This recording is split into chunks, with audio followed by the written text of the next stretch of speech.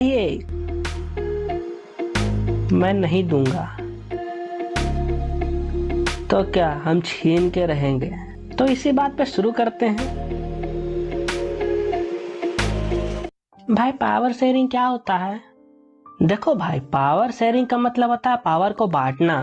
भाई पावर को बांट देंगे तो पावर तो कम हो जाएगी ना। नहीं यार, कम बिल्कुल नहीं होगी, बल्कि डेमोक्रेसी आएगी। अच्छा रुको, दो कंट्रीज की मदद से हम समझते हैं कि कैसे डेमोक्रेसी आएगा। ठीक है, पावर बांटने से कैसे बढ़ता है खुशी का जैसा, कैसे सब लोग खुश रहते हैं। चलो देखते हैं सबको।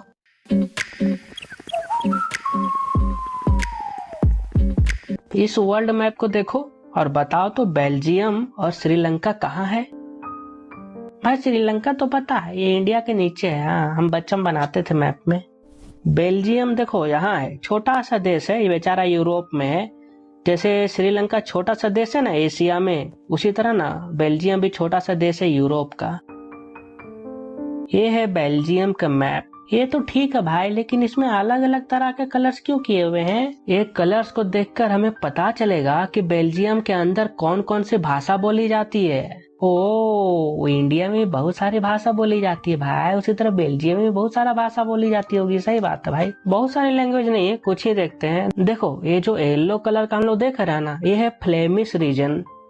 यहाँ पर डच भाषा बोला जाता है। ठीक है, डक नहीं, डच भाषा बोला जाता है। लगभग 59% जो पॉपुलेशन है ना बेल्जियम में, वो क्या डच भाषा बोलती है। इसको याद रखना, एग्जाम में आ सकता है। ओ भाई, 59% पॉपुलेशन सबसे ज्यादा है। ओ अच्छा है, चलो। ये देखो, ये है वेलोनिया रीजन। यहाँ पर ना 40% लोग रहते हैं और यहाँ पर लोग फ्रेंच बोलते हैं। मतलब कह सकते हैं 40% लोग फ्रेंच बोलते हैं। हाँ भाई समझ गया मैं, 59% लोग ना डच भाषा बोलते हैं और 40% लोग फ्रेंच भाषा बोलते हैं। लेकिन बाकी के 1% लोग कौन भाषा बोलते हैं भाई? ये वाला जगह को देखो, यहाँ पर 1% लोग रहते हैं जो कि जर्मन लैंग्वेज बोलते हैं। ओ अच्छा भाई, मैं समझ गया। ये जो छोटा सा जगह दिख रहा है ना, ये है ब्रसल्स, यानी बेल्जियम का कैपिटल। ओ, जिस तरह ये दिल्ली इंडिया कैपिटल, उसी तरह ब्रसल्स बेल्जियम का कैपिटल भाई। तो ये जो कैपिटल है ना ब्रसल्स, इसमें 80% लोग ना फ्रेंच बोलते हैं। ठीक है, और 20% लोग डच बोलते हैं। थोड़ा उल्टा हो गया यहाँ पर। क्या यहाँ कैपिटल में फ्रेंच बोलने वाले ज्यादा है, वो भी 80%? हाँ हाँ, टेंशन मत लो, रुको जरा। क्या भाई, अभी आप बोले कि टेंशन मत लो। देखिए बेल्जियम में टेंशन हो गई। क्या दिक्कत है भाई? देखो टेंशन कैसी है। बेल्जियम में न सिर्फ 40% लोग फ्रेंच बोलते हैं। हाँ भाई, लेकिन वो 40% लोग ना बहुत अमीर और बहुत पावरफुल है। क्या फ्रेंच बोलने वाले कम है और अमीर भी है बेचारे डच बोलने वाले लोग? हाँ यार, ये तो गलत बात है। हम 59% लोग डच बोलते हैं, तो इकोनॉमिक डेवलप हुआ है तो हमें भी फायदा मिलना चाहिए ना। हमें भी रिच और पावरफुल बनना है यार। ये सब तो ठीक है, लेकिन सबसे बड़ा टेंशन यह है कि हम लोग पूरे कंट्री में 59% है, लेकिन कैपिटल सिटी ब्रसल्स में सिर्फ हम लोग 20% है। बेचारे, वो हम लोग भी। ओ कोई बात नहीं भाई, टेंशन मत लो। मेरा डायलॉग चिपका दिया तुम ना। ये देखो, ये श्रीलंका, ये एक आइलैंड कंट्री है। हाँ भाई, ये देखो, ये येलो कलर का है ना, ये है सिन्हालस लैंग्वेज बोलने वाले लोग। मतलब यहाँ पे सिन्हालस लैंग्वेज बोला जाता है।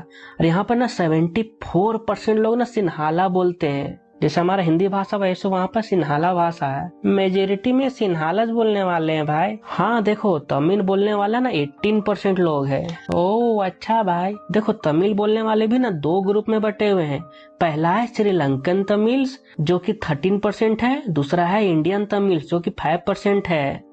चलो कोई नहीं भाई, क्या दिक्कत है, तमिल तो है ना। अब देखो, सिन्हालस बोलने वाले जो 74% पॉपुलेशन है ना, उसमें से बहुत सारे लोग ना बुद्धिस्ट में मानते, बुद्धिस्ट हैं। ठीक है, और तमिल बोलने वाले बहुत सारे लोग हिंदू हैं या फिर मुस्लिम हैं। ओ, बुद्ध हिंदू है, मुस्लिम भी हैं। देखो 7% जो क्रिश्चियन है ना, जो कि तमिल और सिन्हालस दोनों भाषा बोलते हैं। दिमाग तेज होगा भाई इनका, इसलिए दोनों भाषा बोल लेते हैं। कोई कंफ्यूजन मत रखो, 74% सिन्हालस बोलते हैं, 18% लोग तमिल बोलते हैं, 7% लोग क्रिश्चियन है जो कि दोनों भाषा बोलते हैं, सिन्हालस और तमिल। तो सबको जोड़ के कितना हो गया? 99% पॉपुलेशन। हाँ भाई, 1% लोग मस्त चिल होंगे जो दूसरी भाषा बोलते हैं। टेंशन मत लो भाई, हमें कोई कंफ्यूजन नहीं है।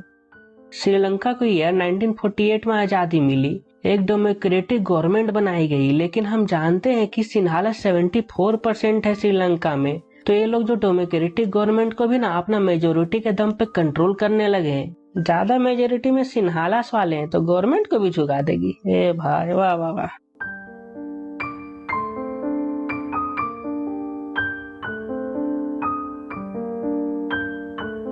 ईयर 1956 में कुछ स्टेप्स लिए गए हैं, देखते हैं। जैसा कि हम जानते हैं श्रीलंका में सिन्हालास बोलने वाले 74% लोग हैं। तो इसी को मुद्दे नजर रखते हुए एक एक्ट पास किया गया है जिसमें सिन्हालास को ऑफिशियल लैंग्वेज बनाया जाता है और तमिल वाले भाड़ में जाए।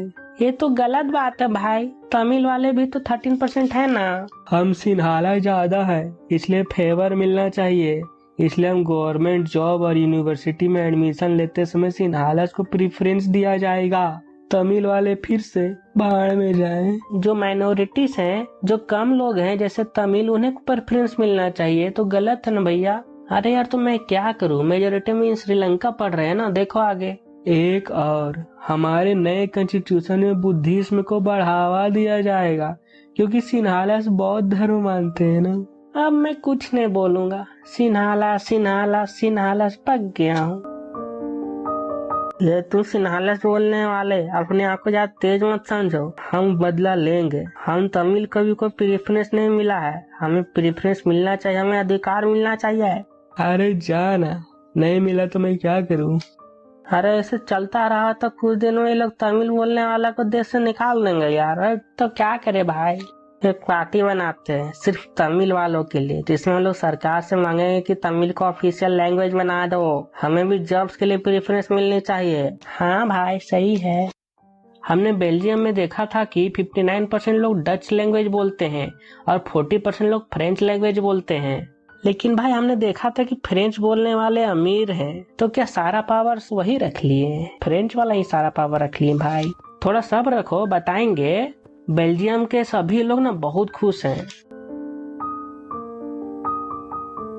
ईयर 1917 से ईयर 1993 के बीच बेल्जियम में 4 बार कॉन्स्टिट्यूशन को बदला गया।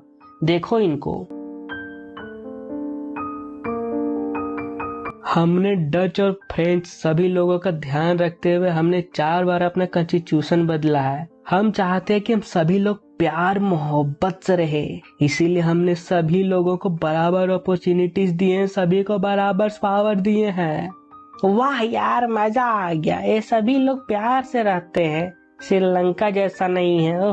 चाहे कोई भी हो, डच बोलने वाले हो या फ्रेंच बोलने वाले हो, चाहे गरीब हो चाहे अमीर हो, सब खुश रहेंगे। क्योंकि सेंट्रल गवर्नमेंट में यदि 50 मिनिस्टर डच बोलने वाले रहेंगे तो 50 मिनिस्टर फ्रेंच बोलने वाले रहेंगे, सभी को बराबर मौका दिया गया है। श्रीलंका में तो सिन्हालास को ही पावर मिल गया था सारा का सारा, बेचारे तमिल वाले चल गए भाड़ में। लेकिन ये बेल्जियम कितना मस्त है, सबको बराबर पावर दे रहा है, पावर शेयर हो रहा है। हम चाहते हैं कि सभी स्टेट्स के मिनिस्टर भी अच्छे से अपना स्टेट को चलाएं, इसलिए बहुत सारे पावर सेंट्रल गवर्नमेंट यानी ब्रसेल से ना स्टेट्स को दे दी गई। ये भी अच्छा है भाई, बेल्जियम का कैपिटल है ब्रसेल्स, तो वहाँ से कुछ पावर स्टेट को भी दे दिया गया है, अच्छी बात है। ब्रसेल्स में भी सभी मिनिस्टर बराबर रहेंगे। आप तो खुश हो ना दोनों डच और फ्रेंच वाले।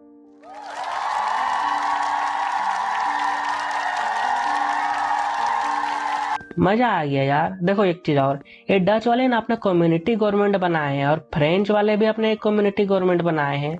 ये अपना अपना ग्रुप्स के लिए बनाए कि ग्रुप्स के अंदर यदि कोई प्रॉब्लम आएगा, जैसे फ्रेंच बोलने वाला को प्रॉब्लम आएगा तो अपना कम्युनिटी गवर्नमेंट पर जाएंगे, जैसे लैंग्वेज से लेके हो गया, तो ये कम्युनिटी गवर्नमेंट सबको सॉल्व करेगी।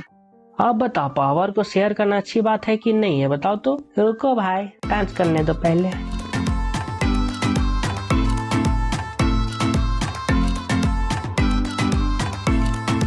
मजा आ गया।